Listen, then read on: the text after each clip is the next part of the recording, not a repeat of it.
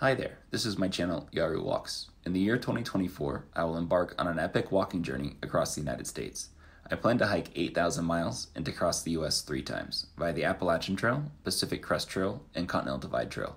In the hiking world, this is known as a calendar year Triple Crown and has been completed by only a handful of hikers in history. The calendar year Triple Crown has traditionally been completed by jumping within or between the trails throughout the year, primarily to avoid snow, but also to avoid other seasonal hazards such as floods, extreme desert heat, and wildfires. For my attempt, I'm trying to hike each trail on a continuous, unbroken, end-to-end footpath, and to accomplish this, I must hike across all 4 seasons. I will be posting weekly updates along the way, so you can join me for the journey. Wish me luck. Some good doggies.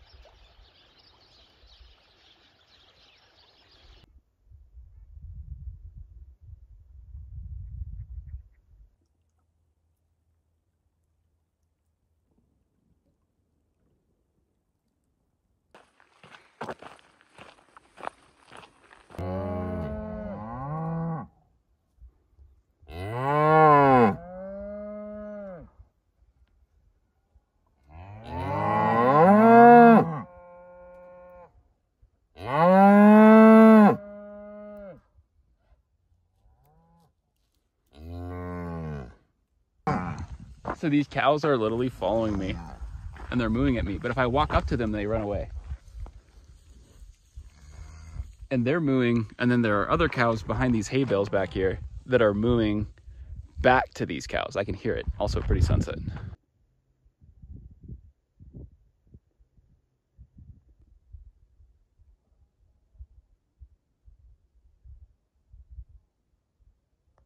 Alrighty, I am looking back in the direction that I came from. I've hiked something like 20 miles since 1:30 p.m. It's now 9:15 at night.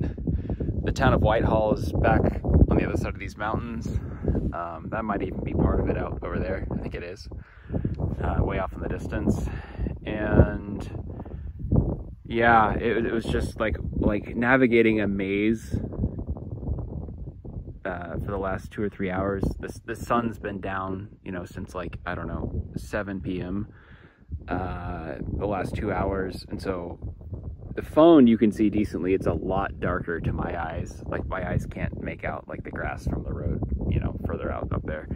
The camera on this phone is just unbelievable. But anyway, I have updated maps that were showing roads running all through these farms, but the farms disagreed with where the roads were. So I was running into barbed wire fences and closed gates, that looked sketchy.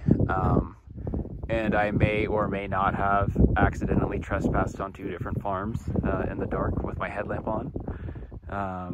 But whether or not that happened, I did for sure find a legit route on entirely public roads to get to where I am. And now I'm here at the edge of what I think are the Tobacco Mountains. And for sure I'm where I'm supposed to be, because there's a creek that's supposed to be running up and I can hear it over there, so I have access to water. And then I'm going to follow this road up into the mountains, and then it's 60 miles or so onto Ennis resupply. But man, that was an adventure getting here. It's hard to navigate an area when you have a map that's wrong, or farmers who disagree with what the map says, and especially when it's nighttime, which makes it harder because you can't see where the roads run and you can't see where the fences run, so you're just kind of like stumbling around in the dark. It's pretty unbelievable that I found a way through, to be honest, because I was just kind of wandering around on public roads that didn't match my map. So anyway, yeah, I found my way here. I was concerned that I was gonna have to choose between hopping a fence or backtracking something like 15 miles to take a road route. But luckily I was able to find a way through the dark and get to where I'm supposed to be on legitimate roads. So Anyway, here I go, off and into the Tobacco Mountains. For those who are interested in this sort of thing, my entry point to the Deer Lodge National Forest is the Mill Creek Trailhead. Unbelievable. There's an actual campsite here. I can't believe it.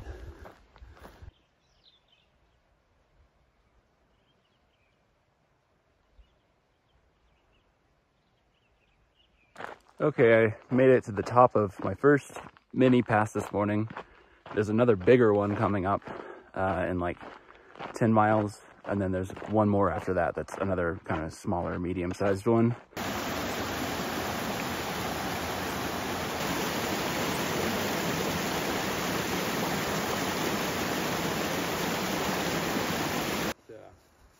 No, he doesn't hang out with the likes of me, old school teacher. Man, it's a pretty house. I love, like I said, I love the simplicity of it, the curtains, and I love the little trees you've carved out in the wood there. The very back part, see where that shovel is or all that? Yeah.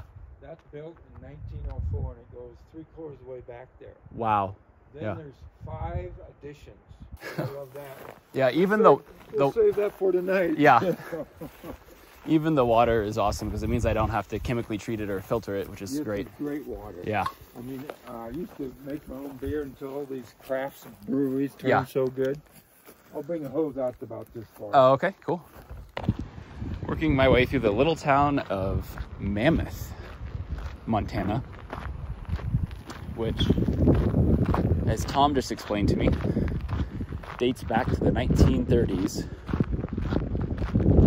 And all these homes you can see have that kind of boxy 1930s look to them. That water well. But all the houses have been very well maintained. You gotta like your family to live in that cabin. Found an abandoned cabin up here.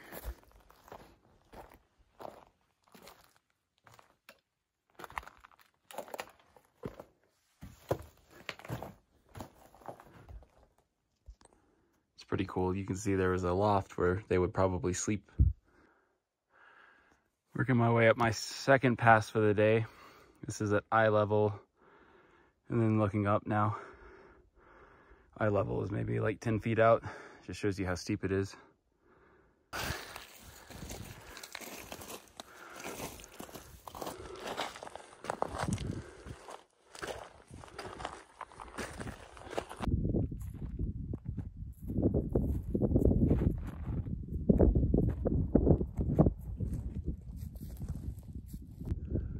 Alrighty, I am at the top of the pass. It's just next to Horse Mountain. I don't know the name of the pass that I'm in. But the farmlands that I was on last night were on the other side of that range right there, or that ridgeline. Where I came up and over was basically, there's a canyon that goes back this way, which I hiked up all this afternoon. And then I came up and over that ridge somewhere like kind of off that way. And now I get to see the other side. I haven't even looked at it yet.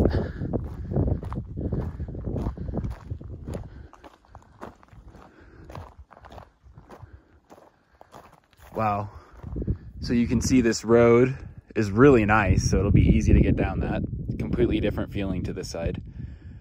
And way out there, you see a flat kind of plain right there, the lit up yellow spot. That's my goal.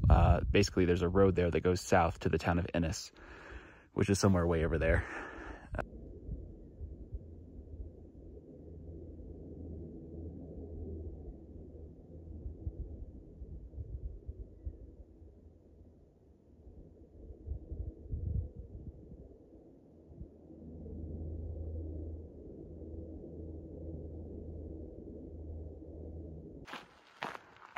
Working my way down this road, and that over there is the third, I'm not going to call it a pass, but it's something.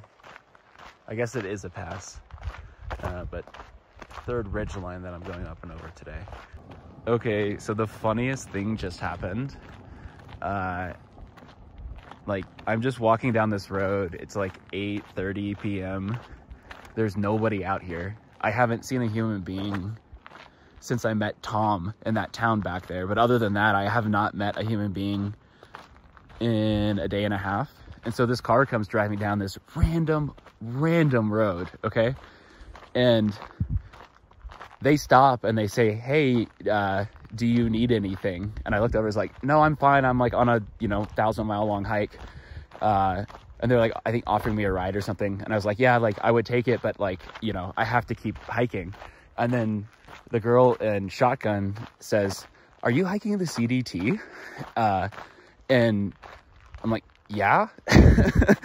And she's like, oh my gosh, no way. I like hiked the CDT last year.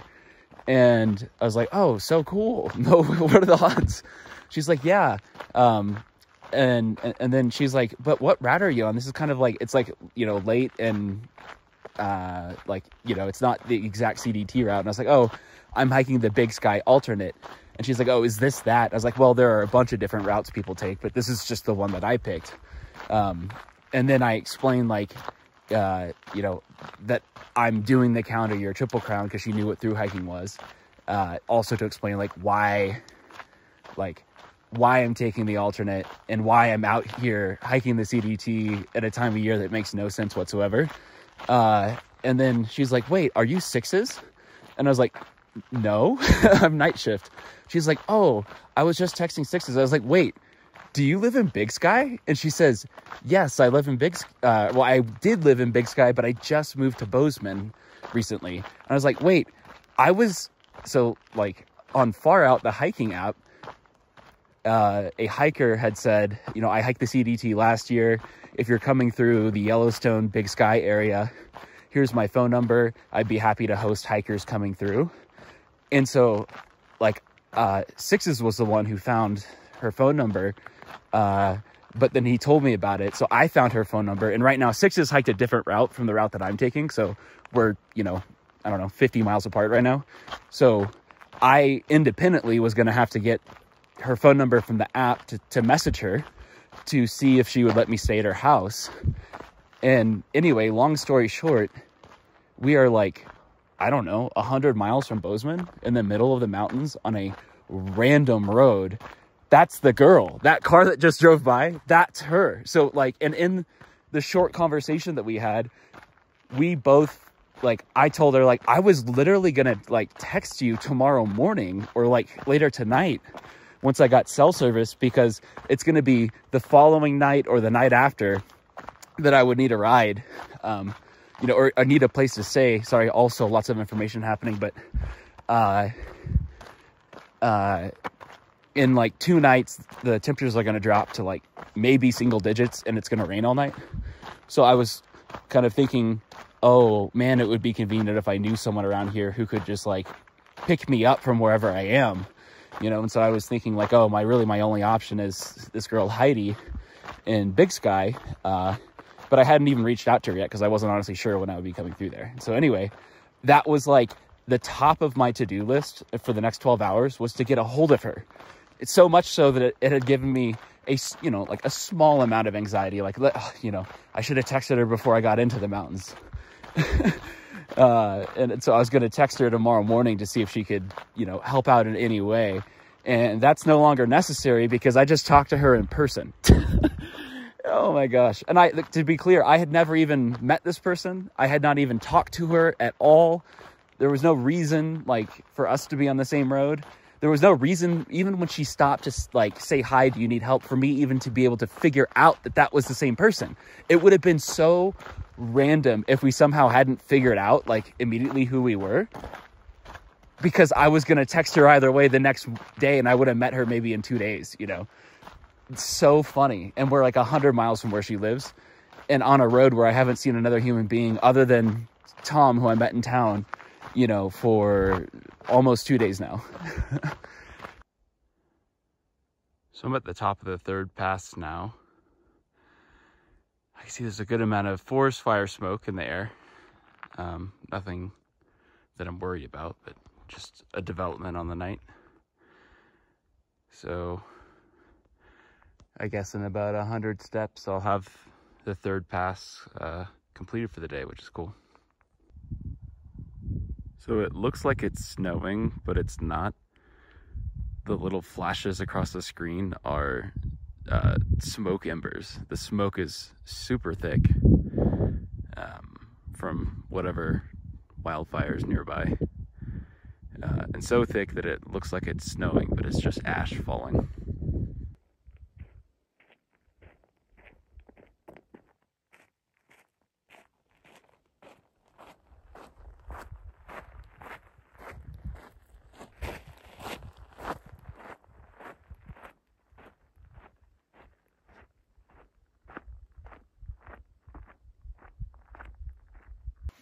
That's the road that I was walking on last night. This is a narrow wedge of public land, and then everywhere out here is private land. And it looks like, I mean, in the snippets of the show Yellowstone that I've seen, it looks like I'm just like walking through a valley on that show, Yellowstone, which I think was filmed in Montana.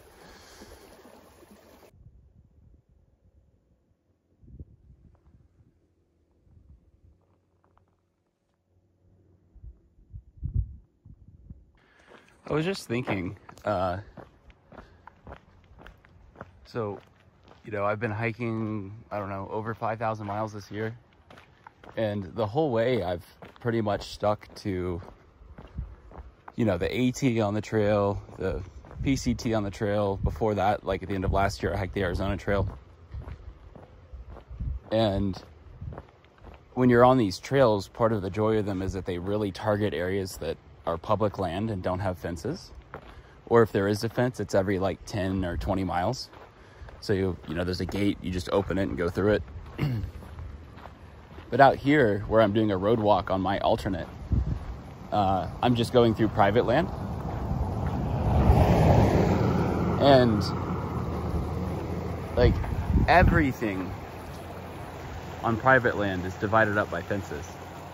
Even in a neighborhood, you have a fence. Like, fences are everywhere. And it just kind of hit me how destructive to nature fences are. Like, yeah, we're humans, but there are all these other animals that live on planet Earth. And the norm in the United States is fences everywhere. Like, just look, I'm just pausing for one moment. How many fences can I count? 1, 2, 3. Way up there, I'm sure there's one. 4, 5, 6, 7, 8. I bet there's one in front of that house. Boom, 9. They're everywhere. So imagine that you're one of the many creatures that live out here. This is all just gone. Now it exists. It's like a banana split that's behind a window, you know, in a house that's locked or something.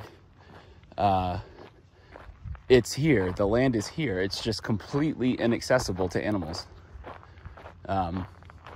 It's just sad to think about how, like, we could coexist in a more generous manner. Not even generous, just equal manner, but we don't. Just kind of a sad thought.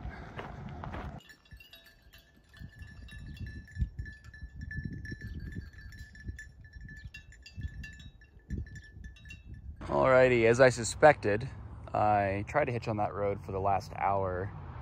I counted 60 cars that passed me. I got 2 waves, 9 mean looks. You know it when you get it. And 2 insulting gestures. So I decided to switch to this neighborhood road, which I've been walking down for the last like 20 miles. Every car that's passed me on this road, I've waved to them, and there's probably over 50 cars. And I think 50 out of 50 wave back. So I'm curious to see if trying to hitch out of a neighborhood will be any easier. So I'm gonna switch my strategy up and stand on the corner here. That way I can put my thumb out for people going this way, but then I can turn around and then put my thumb out for people coming from back here. Alrighty, 1.5 hours later, I finally caught a hitch from a guy. and to Ennis. Thank you to him.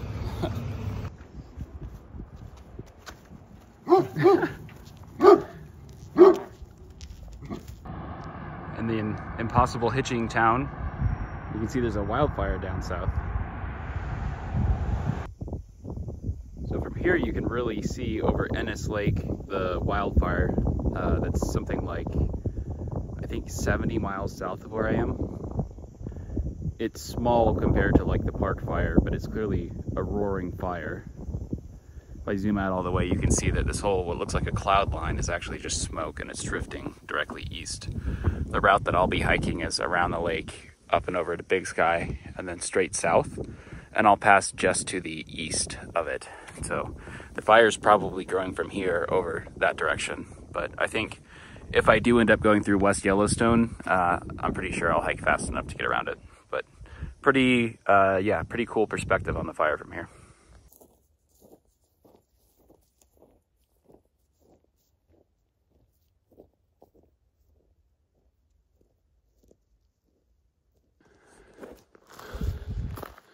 I said yesterday I didn't think I was going to have to bushwhack, but I was wrong. The route that I'm following says bushwhack here, a third of a mile up and over the mountain, and then bushwhack down for another, like, I think like half of a mile to a mile. So I'm tired and hungry. So my goal is just to get to the top where the topo map says that it's going to be flat. And then I'll camp on top of the mountain and then hike down the other side tomorrow, I think. At the peak.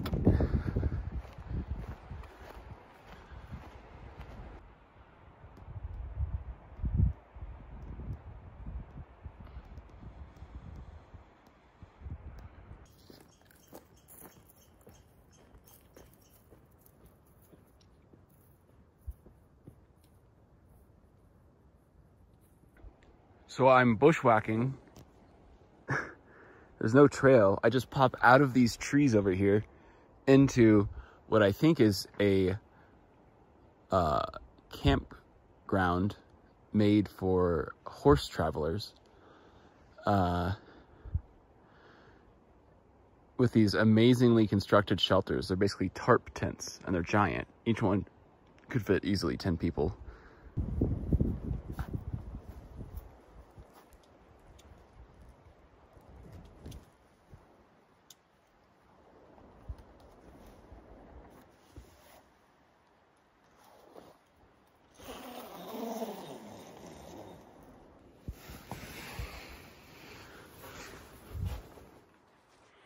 How cool is this?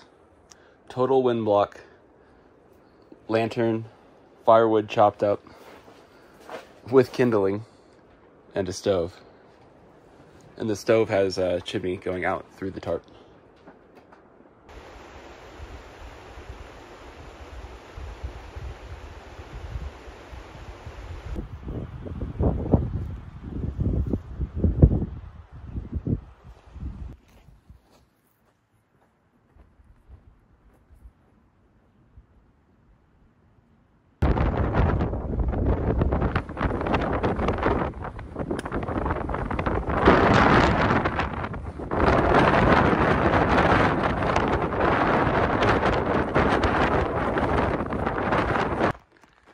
Currently working my way through Bear Canyon. Talk about a canyon you don't want to be in Montana at nighttime. I know that when you look through the camera, it looks like it's still dusk, but trust me, it's dark out. I wouldn't have my headlamp on if that weren't the case. It's too dark to see in the trees now. And I have about, 6 more miles to go, I think, until I hit Big Sky. A local who gave me a hitch out of Ennis, the last town where I resupplied, up to the trailhead, warned me that from Big Sky, really all the way down south of West Yellowstone, that corridor is known to have a lot of grizzly bears. And I know from listening to a podcast of a local in Bozeman that so he was once asked on his podcast, or maybe another podcast, you know, isn't it scary to go hiking in Montana knowing that grizzlies are out there? And he said, you know, once you've been around the block in Montana, you know roughly where the grizzlies are. And so when you're hiking in an area that has grizzlies, you bring bear spray. But if you're hiking in an area where they don't frequent, you don't even bring bear spray. So, and that's a super ultralight hiker saying that. So even he carries bear spray, which I am and have been for all of Montana. But anyway, I am basically in that corridor of high grizzly activity per a local. So as I'm hiking through here, right now I'm talking, but when I'm not filming, I'm just kind of like going, yep, about every, I don't know, 15 to 30 seconds. I don't know if that's actually necessary or not, considering that I haven't seen a single grizzly bear, though I've seen a ton of black bears. But yeah, I'm hiking through a dark forest in Bear Canyon in Montana, in the corridor where all the grizzlies are. So there you go.